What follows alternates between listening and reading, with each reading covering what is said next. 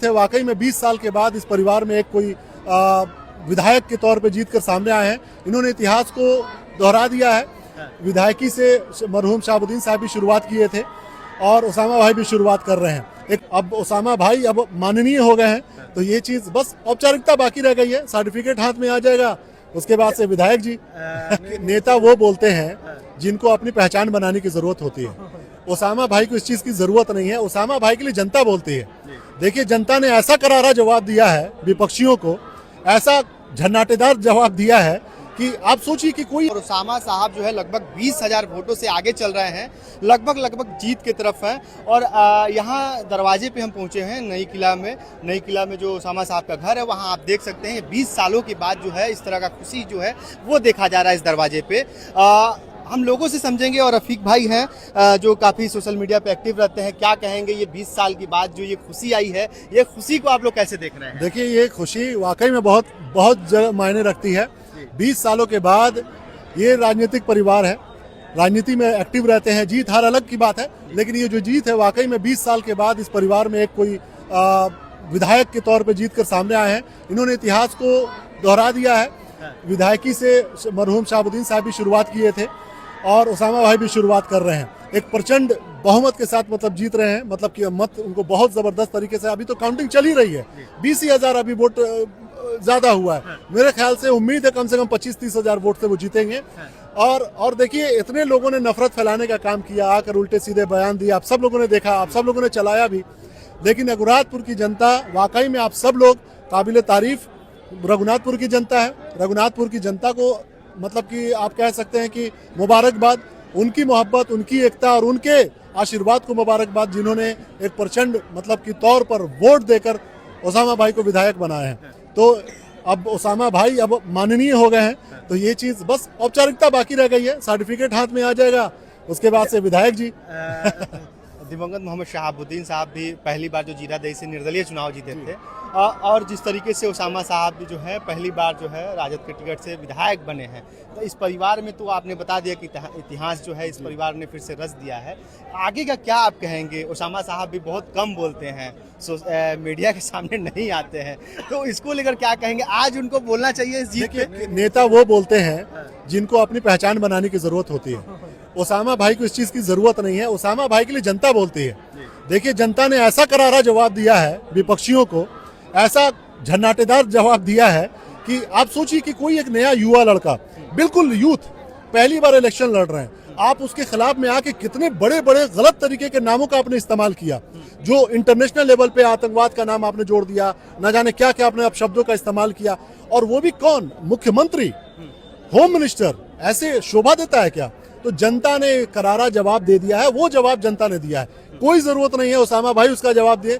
उसामा भाई ने खामोश रह के ये जवाब दिया, जनता ने जवाब जबरदस्त तरीके से दिया है। तो इस बात की हमें खुशी है कि उसामा भाई को जब जरूरत होगी सदन में देखिएगा बोलेंगे, सदन में आपके मुद्दों को उठाएंगे, सदन में जनता के जो मुद्दे हैं उनको बताएंगे, और उसके बाद से हम लोग देखेंगे।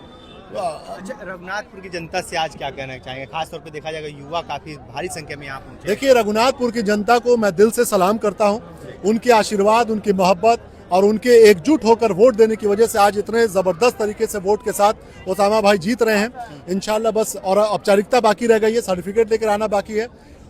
ये हम सब लोग, मतलब मैं उनके बिहाफ पर तो नहीं बोल सकता, लेकिन मैं ये जरूर कह सकता हूँ कि वो जिस तरीके के सोच के युवा हैं, जिस तरह के लीडर बनेंगे, वो रघुनाथपुर की जनता, आप देखिए इलेक्शन से पहले एक फोन पर एक सड़क उन्होंने बनवा दिया।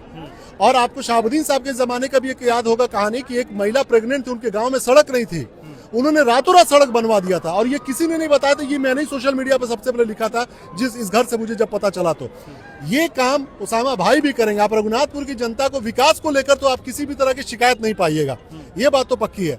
उनके पास आइएगा, किसी भी दिक्कत की सामने अगर कोई समस्या आती है तो यकीन मानिए कि उसामा भाई अपने तरफ से पूरी कोशिश करेंगे। हाँ, अगर हम लोग सरकार बनाए होते, अगर ये जो रुझान दिखाई दे रहा है, ऐसा लग रहा है कि महागठबंधन नहीं आ पाएगी सत्ता में, अगर सत्ता में होते तो शायद और कुछ बढ़ चढ़ के कुछ काम कर पाते, जो हम उम्मीद करते हैं। जैसे हॉस्पिटल की बात होती है, लाइब्रेरी की बात होती है, पूरे डिस्ट्रिक्ट लेवल पे बात होती है, एक अलग लेवल का काम होता है वो थोड़ा सा हम लोगों को उसका ड्रॉबैक रहेगा जरूर।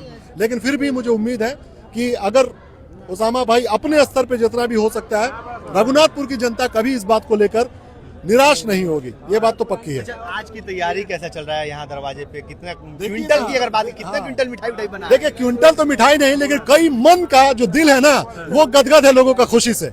आप क्विंटल क्या मायने रखता है? रसगुल्ला जाके दुकान हम लोग खाली कर देंगे, जाइए भाई खाइए जिसको खाना है, लेकिन जो दिल खुशी से लोगों का भरा हुआ है उसका क्या मोल है?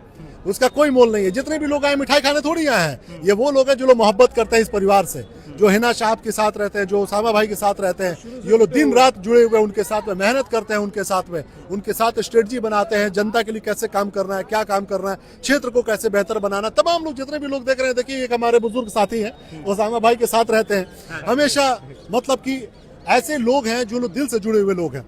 तो देखिए, मिठाई कोई मायने नहीं रखता है, मिठाई तो हम लोग मतलब कोई मायने नहीं रखता। मैं बोला ना, दिल अगर आपका खुश है तो सब ठीक है। अच्छा, देखा कहते हैं मन चंगा तो कटौती में गंगा, वही वाली बात है। सेंट्रल नेता यहाँ लगे थे रघुनाथपुर पे, देखा गया कि तो सेंट्रल लेवल का हमारा नेता भी तो है। हमारे उसामा भाई भी सेंट्रल नेता के इससे कम थोड़ी है। आप सोचिए कि पहली बार चुनाव लड़ रहे हैं और अमित शाह जी आकर उसामा भाई के बारे में मतलब बयान दे रहे हैं। तो बोले थे कि जीतने नहीं देंगे। बताइए, अब उनसे जाके आप लोग सवाल कीजिएगा, अमित जी क्या कहिएगा, तब उनको समझ में आएगा। देखिए, जनता से बड़ा कोई नहीं होता है ये बात। लेकिन आज भी मैं कह रहा हूं कि हम लोग कई बार से इस बारे में बात कर रहे हैं, वोट चोरी की बात, ईवीएम मशीन के खिलवाड़ की बात, वो आज भी हम लोग कहते हैं, कल भी कहेंगे।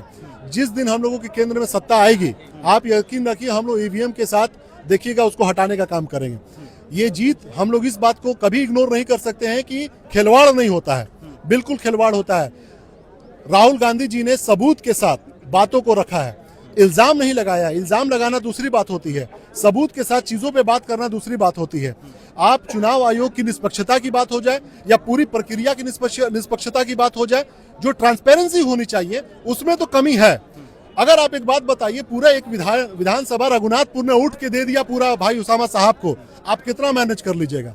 उनको तो 50,000 वोट से जीतना चाहिए, लेकिन हम फिर भी मान के चल रहे हैं कि हमारी जीत अगर 20-25 हजार वोट से भी हो रही है तो हम इसको भी मान के चलते हैं कि जनता ने जो मैंडेट दिया है सर आंखों पर। लेकिन बिहार के अंदर में बाकी सीटों पे जो चीजें हुई हैं उस पर एनालिसिस होगा, सारे डेटा जब आ जाएंगे हम तमाम उन चीजों पे हम लोग बात करेंगे। अभी समीकरण ही पूरा बदल गया है, पहले 6-2 था, अब तो वही उल्टा हो गया। अभी बहुत टाइम है, 6-7 बज जाने दीजिए, थोड़ा सा हो सकता है कि सीट ऊपर नीचे हो जाए, लेकिन अभी देखिए जनता मालिक है भाई, अभी भी उम्मीद है, जनता मालिक है। जनता जिसको मैंडेट देगी, जनता जिसको कहेगी वो कुर्सी पे बैठेगी, सिंपल सी बात है।